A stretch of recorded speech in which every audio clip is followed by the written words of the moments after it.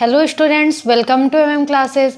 कैसे हैं आप सभी? आई होप आप सभी अच्छे होंगे। और हम लोगों ने लास्ट वीडियो में एल्केन के बारे में पढ़ा था कि एल्केन का फॉर्मूला क्या होता है और एल्केन के अदर नाम क्या होते हैं। एल्केन को हम लोग पैराफिन भी कहते हैं। जो सैचुरेटेड हाइड्रोकार्बन होते हैं वो एल्केन होते हैं, यानी एल्केन ही सैचुरेटेड हाइड्रोकार्बन भी हैं। और आज हम लोग पढ़ेंगे कि एल्कीन क्या है और एल्काइन क्या है। आज हम लोग एल्कीन और एल्काइन के बारे में पढ़ेंगे। तो चलिए स्टार्ट करते हैं क्लास को और देखते हैं कि एल्कीन क्या होता है। देखिए, जो एल्कीन है,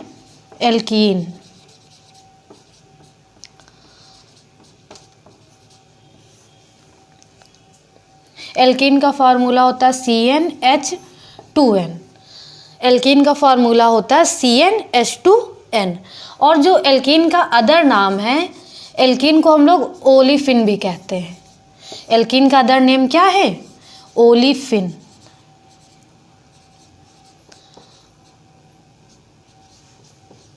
और जो एल्कीन की प्रॉपर्टीज होती हैं, जो एल्कीन होता है वो ऑयली होता है, तेलीय होता है। एल्कीन कैसा होता है? ऑयली होता है, तेलीय होता है। तो ऑयली, या हम क्या कह सकते हैं, तेलीय होता है। एल्कीन का फॉर्मूला होता है CnH2n और एल्कीन का अदर नेम होता है ओलिफिन। जैसे एल्केन का अदर नाम पैराफिन था, उसी तरीके एल्कीन का दूसरा नाम ओलिफिन है। और ओलिफिन से ही ऑयल बना है। इसकी प्रॉपर्टीज ऑयली होती है, यानी ये थोड़ा चिपचिपा ऑयली होता है। समझ गए बात को? एल्कीन का फॉर्मूला तो पता चल गया हमको। एल्कीन में क्या होता है, जो कार्बन और कार्बन के दो एटम होते हैं वो डबल बॉन्ड से अटैच्ड होते हैं। एल्केन में सिंगल बॉन्ड से अटैच्ड होते हैं और एल्कीन में डबल बॉन्ड से अटैच्ड होते हैं। यानी कार्बन और कार्बन के बीच में कैसा बॉन्ड होता है? डबल बॉन्ड होता है। यानी कि जब दो कार्बन डबल बॉन्ड के द्वारा जुड़े हों तो उसे हम एल्कीन कहते हैं। और एल्कीन को ओलिफिन भी कहते हैं। अगर हम पूछे ओलिफिन क्या है, तब भी हम यही बताएंगे कि अगर कार्बन और कार्बन डबल बॉन्ड से जुड़े हों तो उसे हम लोग ओलिफिन या एल्कीन कहेंगे। तो इतनी बात समझ में आई। अब जैसे आपको फॉर्मूला पता चल गया CnH2n, इसमें अगर हम n की वैल्यू रख दें तो हमको एल्कीन प्राप्त हो जाएगा। अगर हम यहाँ पे CnH2n में n की जगह क्या रखें? 1 रखें, तो क्या होगा? C1 और H2, यानी क्या बन गया? CH2 बन गया। और हमने कहा कि कार्बन और कार्बन के बीच में डबल बॉन्ड होना चाहिए। यहाँ पे तो दो कार्बन है ही नहीं, एक ही कार्बन है। तो हम क्या करते हैं, जब हम एल्कीन में n की वैल्यू रखते हैं तो 1 नहीं रखते हैं, 2 से स्टार्ट करते हैं। क्यों 2 से स्टार्ट करते हैं? क्योंकि कार्बन और कार्बन के बीच में अगर डबल बॉन्ड बनाना है तो हमारे पास कम से कम 2 कार्बन होने चाहिए। अगर केवल एक कार्बन है तो कार्बन से कार्बन के बीच में डबल बॉन्ड बनेगा ही नहीं, क्योंकि दूसरा कार्बन है ही नहीं। तो हम क्या करेंगे, यहाँ पे n की जगह 1 एल्कीन में नहीं रखते हैं। n की जगह n की जगह 1 हम नहीं रखते हैं। कहाँ से स्टार्ट करते हैं? 2 से स्टार्ट करते हैं। तो हम लोग क्या रखेंगे? n की जगह रखेंगे 2, n की जगह 2 रखेंगे तो हो जाएगा C2, और यहाँ पे 2 रखेंगे तो 2 2 = 4, यानी कि H4, C2H4। 2 कार्बन को हम लोग क्या पढ़ते हैं? एथ पढ़ते हैं, और डबल बॉन्ड को पढ़ते हैं इन। तो इसका फॉर्मूला बन जाएगा, इसका नाम बन जाएगा एथीन। डबल बॉन्ड को हम क्या पढ़ते हैं? डबल बॉन्ड को हम लोग पढ़ते हैं इन। तो इसका नाम क्या हो जाएगा? एथीन।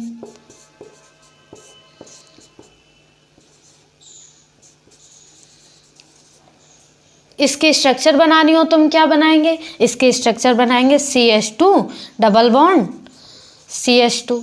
ये जो H2 और H2 हैं ये कैसे जुड़े हैं? सिंगल बॉन्ड से जुड़े हुए हैं। और कार्बन कार्बन डबल बॉन्ड से जुड़े हुए हैं। कार्बन कार्बन कैसे जुड़े हुए हैं? डबल बॉन्ड से जुड़े हैं। और H2 सिंगल बॉन्ड से जुड़े हुए हैं। तो आपको क्या याद रखना है? एल्केन में हम लोग n की जगह 1 रख रहे थे, कोई दिक्कत नहीं थी। क्यों कोई दिक्कत नहीं थी? क्योंकि उसमें सिंगल बॉन्ड बनाना था।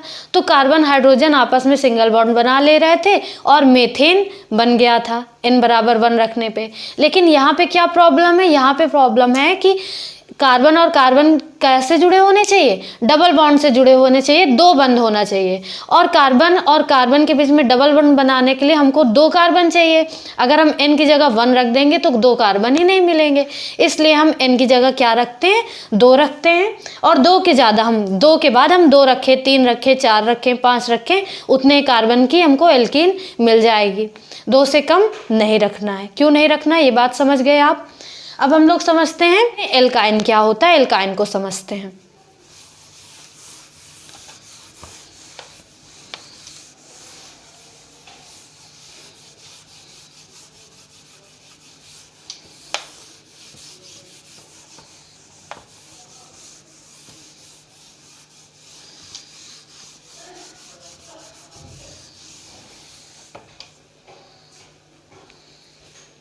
अब हम लोग देखते हैं एल्काइन को, एल्काइन के बारे में समझते हैं।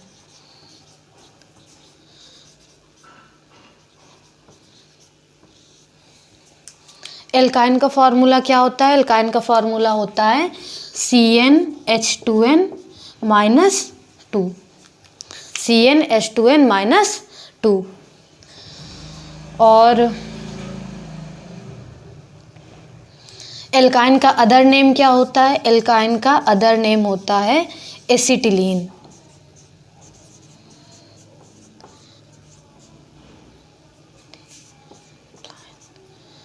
एल्काइन का अदर नाम क्या होता है, एसिटिलीन नाम होता है।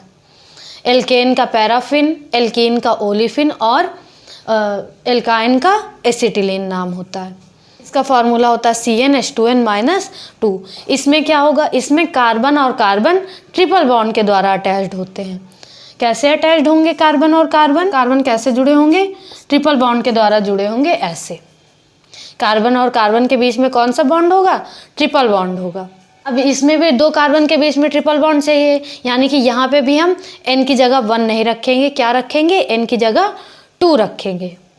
तो अगर हम n की जगह 2 रख दें तो क्या बन जाएगा, हो जाएगा C2H, 2 = 4 -2, यानी C2H2, C2H2।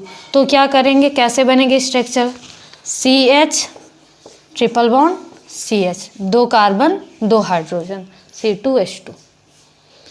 इसका नाम लिखना हो तो हम क्या नाम लिखेंगे, यहाँ पे कितने कार्बन हैं, 2 कार्बन है, 2 कार्बन को पढ़ते हैं एथ, और ट्रिपल बॉन्ड को क्या पढ़ते हैं, ट्रिपल बॉन्ड को पढ़ते हैं आइन। हो जाएगा क्या इसका नाम, एथाइन। इसका नाम क्या हो जाएगा, एथाइन। बात समझ गए आप। एल्केन क्या है, एल्केन में कार्बन कार्बन सिंगल बॉन्ड से अटैच्ड होते हैं, एल्कीन में डबल बॉन्ड से अटैच्ड होते हैं, एल्काइन में ट्रिपल बॉन्ड से अटैच्ड होते हैं। और एल्केन को हम पैराफिन कहते हैं, एल्कीन को ओलिफिन कहते हैं, और एल्काइन को एसिटिलीन कहते हैं। एल्केन में हम एल्केन का फार्मूला होता है CnH2n +2, एल्केन का फार्मूला होता है CnH2n +2, यानी कि एल्केन में जो हाइड्रोजन होते हैं वो उसके 2 गुने से 2 ज़्यादा होते हैं। यानी एल्केन में जो हाइड्रोजन होते हैं वो कार्बन की संख्या के 2 गुने से 2 ज़्यादा होते हैं। यानी कार्बन अगर 2 है तो हाइड्रोजन कितने होंगे, 2 = 4 + 2 6, 2 गुने से 2 ज़्यादा होंगे। और एल्कीन का फार्मूला क्या होता है, एल्कीन का फार्मूला होता है CnH2n, यानी कि इसमें जो हाइड्रोजन होंगे वो कार्बन की संख्या के डबल होंगे, 2 गुना होगा। यानी कि अगर 2 कार्बन है तो 4 हाइड्रोजन होंगे। और जो एल्काइन है इसका फार्मूला क्या होता है CnH2n -2, 2 गुने से 2 कम, यानी कार्बन की संख्या बहुत ज़्यादा है तो एल्केन, कार्बन की संख्या 2 गुनी है तो एल्कीन, और कार्बन की संख्या 2 गुनी से 2 कम है तो फिर एल्काइन। एल्काइन को पढ़ने के लिए हम आइन वर्ड लिखते हैं, एल्कीन के लिए इन और एल्केन के लिए एन। जैसे मेथेन था, एथीन हुआ, फिर एथाइन बनाया हमने। इसी तरह अगर हम एन की जगह 3 रख दें तो बन जाएगा प्रोपाइन, प्रोपीन, प्रोपेन। इन्हीं फॉर्मूले में अगर हम एन की वैल्यू रखते जाएं तो अदर कंपाउंड बनते चले जाएंगे इसी तरह। तो यहाँ तक की बात आप सभी को समझ में आई, एल्केन, एल्कीन, एल्काइन की बात समझ में आई। जो एल्केन होता है ये कम क्रियाशील होते हैं, एल्कीन और एल्काइन ज़्यादा क्रियाशील होते हैं। क्यों? क्योंकि एल्केन के पास केवल एक ही बॉन्ड होता है, सिंगल बॉन्ड से सारे जुड़े होते हैं, तो सिंगल बॉन्ड तोड़ने में थोड़ा दिक्कत होती है।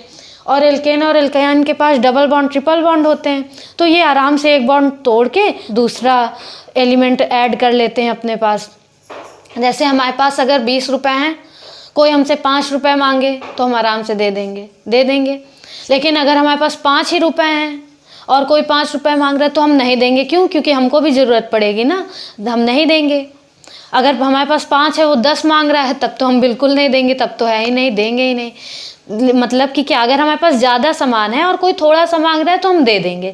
इनके पास डबल बॉन्ड, ट्रिपल बॉन्ड है, कोई एक बॉन्ड मांग रहा है तो वो आसानी से दे देंगे, जल्दी से दे देंगे। लेकिन एल्केन के पास तो केवल एक ही बॉन्ड है, अगर वो दे देगा तो इसका घर लुट जाएगा, इसके पास कुछ नहीं बचेगा। तो एल्केन थोड़ा कम क्रियाशील होते हैं, एल्कीन और एल्काइन ज़्यादा क्रियाशील होते हैं। एल्केन को हम लोग सैचुरेटेड कार्बन भी कहते हैं। एल्केन को क्या बोलते हैं? सैचुरेटेड कार्बन, संतृप्त कार्बन। और एल्कीन और एल्काइन को हम लोग बोलते हैं अनसैचुरेटेड कार्बन, असंतृप्त कार्बन या असंतृप्त हाइड्रोकार्बन। समझ गए? इसे हम लोग क्या बोलते हैं? Unsaturated hydrocarbon. हाइड्रोकार्बन कहें या केवल कार्बन कह दें, उससे कोई दिक्कत नहीं। कार्बन और हाइड्रोजन जुड़ गए हैं तो उसे हाइड्रोकार्बन पढ़ दिया जाता है, इसमें कोई नई बात नहीं है। समझ गए आप? इतनी बात समझ में आई? आज यहीं तक रखते हैं। नेक्स्ट वीडियो में हम लोग अदर ग्रुप के बारे में डिस्कस करेंगे, जैसे एल्कोहल हो गया और कीटोन हो गया, एल्डिहाइड हो गया, कार्बोक्सिलिक एसिड हो गया।